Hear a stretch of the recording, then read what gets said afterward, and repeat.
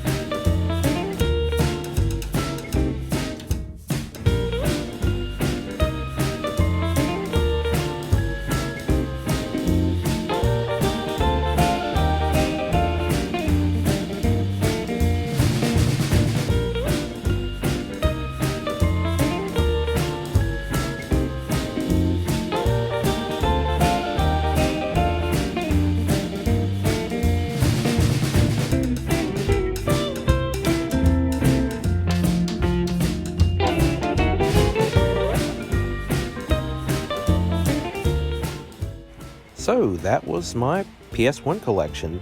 Like I said, I'm not going for perfection on the cases. Those can easily be replaced. But like I said, I hope to collect all of them one day, the whole North American collection. I may do another one of these videos, maybe in a year or two, just to kind of update it. I haven't really bought a whole lot of PS1 games lately. Usually when I find them, I buy them in bulk. If I don't have them, usually, if I can get a pretty good deal on them. And that's, like I said, because I want the whole North American collection, but there's quite a few of them that I want for myself that you just can't find.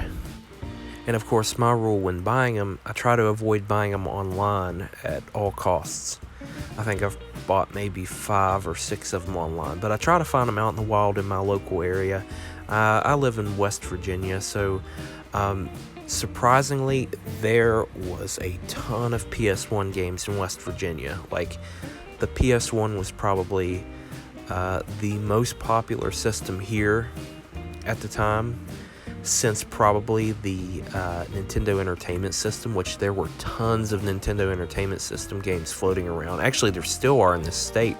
This state is like a gold mine for retro video games like NES, not so much Super Nintendo. Now Sega Genesis was really popular in West Virginia, and then you had PS1, and then the next system after that was really popular was PS2, and then Xbox 360, and now I think PS4 is the system that's popular in West Virginia.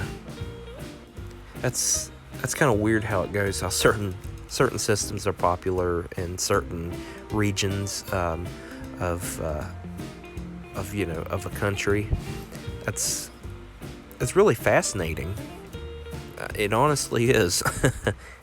And like I said, I've been collecting for over 20 plus years. I remember buying games from Ames department store, Kmart, Walmart, Toys R Us, just to name a few. I remember buying them from there, and I remember buying, when Blockbuster would sell their rentals when they were like done with them, I would buy those too at other video stores. Let me think of an example. Movie Gallery. Does anyone remember Movie Gallery? That was a really big thing in this state for some reason. Bigger than Blockbuster Video at one point in like the early 2000s. The one game that I have wanted for a long time, and I'll probably break down and buy it off eBay. The Emperor's New Groove for the PlayStation, which, if you've never heard of it ever existing, it is a really obscure game, a really obscure Disney game, based off of the animated film. I remember how badly I wanted that game. I'm trying to think. It was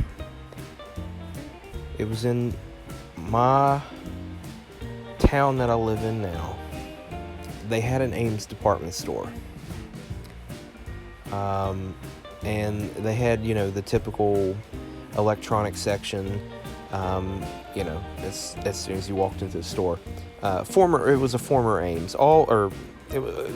Not Ames. It was a former Hills. It was a former Hills department store in our state, and I think across the country. Ames bought them out and opened them up around 1999, I think, or early 2000. Well, anyway, it was May 2001, and I go into a Ames department store, and my dad was always looking for like new work clothes. He's like, oh, I'm gonna go get a new work shirt or a new pair of work pants or something. He was he was always looking for to be more fashionable than the other people in the office. But he's like, oh, you can go off on your own and explore, but watch out, stranger danger. I'm like, okay, I'll just yell stranger danger. Of course I was let's see, how old was I? I was 7 at the time, 7 years old. So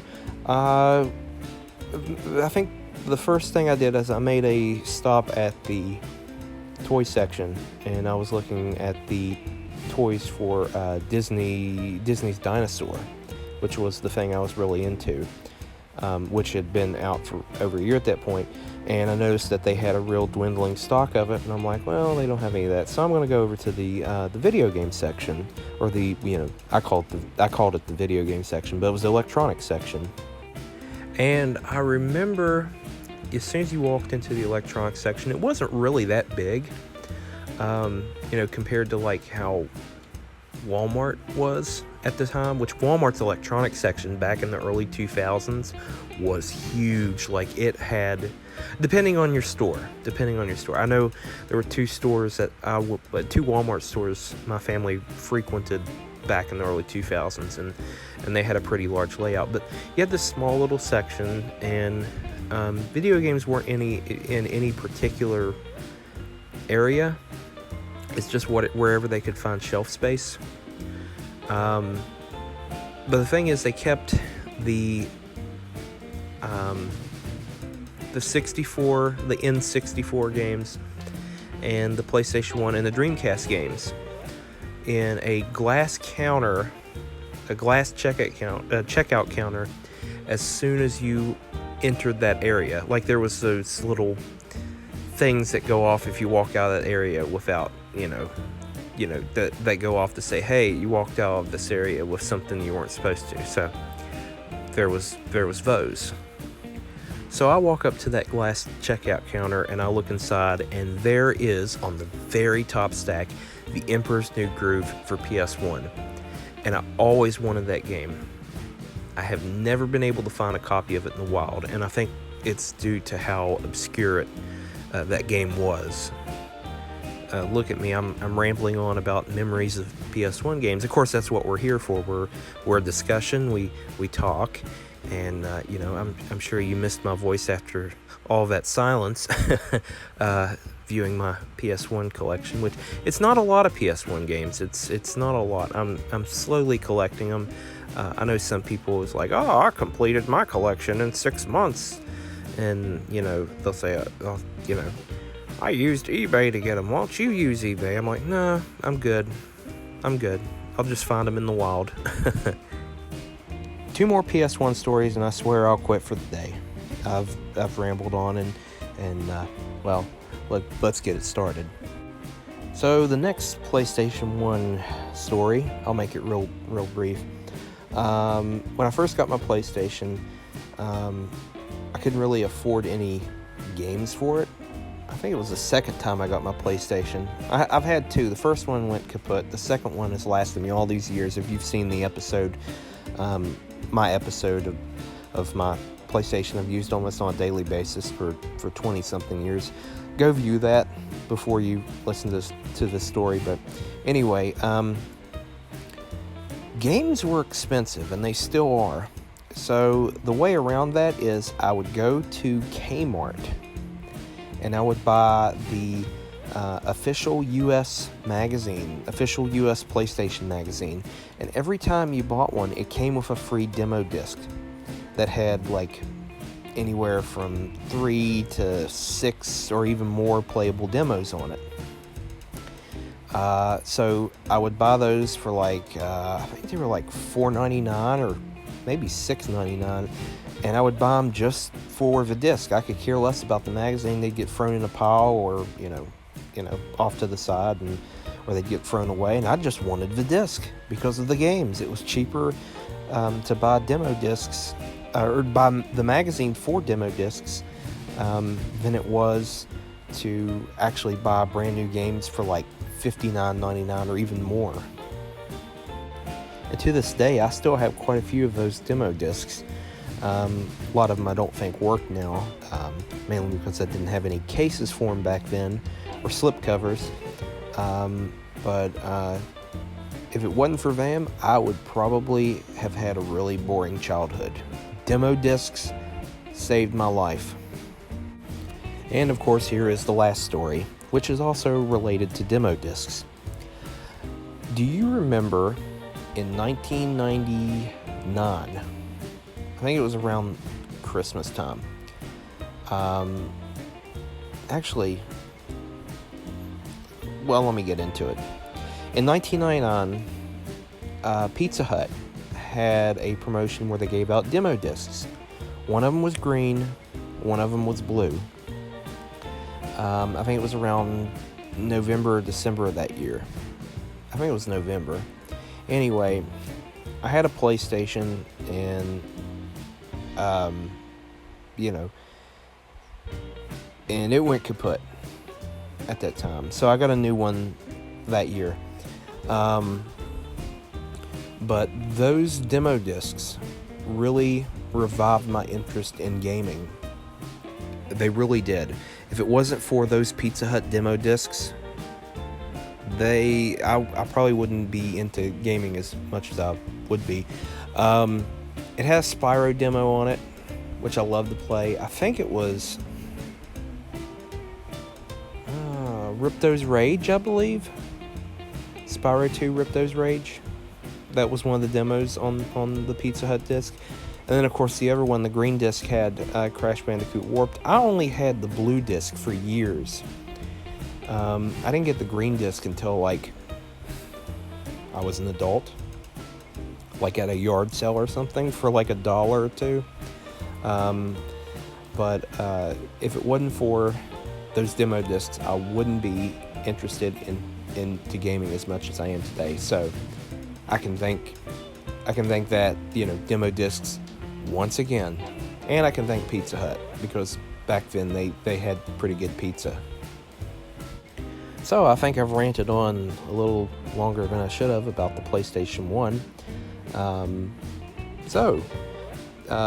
My question for you is, did you have a PlayStation 1 growing up? Do you collect them still? Do you have a large collection of PS1 games? Tell us in the comments down below. Also, don't forget to like and subscribe. Hit the bell if you want notifications of when we do more awesome videos. And until next time, I will see ya.